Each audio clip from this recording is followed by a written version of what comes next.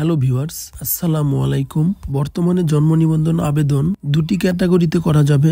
প্রথমটি হলো যাদের জন্ম তারিখ 2010 সালের পূর্বে এবং দ্বিতীয়টি হলো যাদের জন্ম 2010 সালের পরে। প্রথম ক্যাটাগরির জন্য অর্থাৎ যাদের জন্ম তারিখ 2010 সালের পূর্বে তাদের জন্য সুসংবাদ হলো তাদের পিতামাতার জন্ম সনদ ছাড়াই জন্ম নিবন্ধন করা যাবে, শুধুমাত্র এনআইডি কার্ড থাকলেই হবে। দ্বিতীয় ক্যাটাগরিতে যাদের জন্ম তারিখ রয়েছে অর্থাৎ যাদের জন্ম তারিখ 2010 সালের পরে তাদের ক্ষেত্রে বাবা মার জন্ম সনদ অবশ্যই লাগবে, সাথে এনআইডি কার্ডও লাগবে।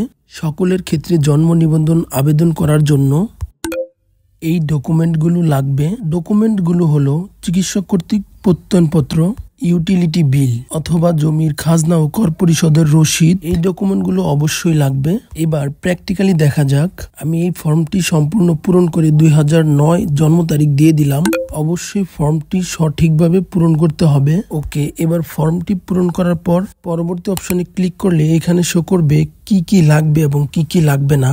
এখানে দেখা যাচ্ছে যাদের জন্ম 2009 সালের পূর্বে তাদের ক্ষেত্রে শুধুমাত্র পিতামাতার নাম এবং এনআইডি কার্ড হলেই হয়ে যাবে। দ্বিতীয় ক্যাটাগরিতে দেখা যাচ্ছে যাদের জন্ম তারিখ 2010 সালের পরে তাদের ক্ষেত্রে কি কি লাগবে।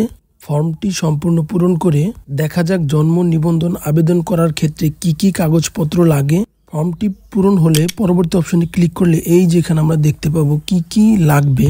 এখানে স্পষ্টভাবে দেখা যাচ্ছে পিতামাতার জন্ম সনদ নাম্বার অবশ্যই লাগবে এবং এনআইডি কার্ডের ফটোকপিও লাগবে। বর্তমানে এই দুই ক্যাটাগরিতে জন্ম নিবন্ধন করা যাচ্ছে। এ ধরনের ইম্পর্টেন্ট ভিডিও পেতে চ্যানেলটি সাবস্ক্রাইব করুন। ধন্যবাদ।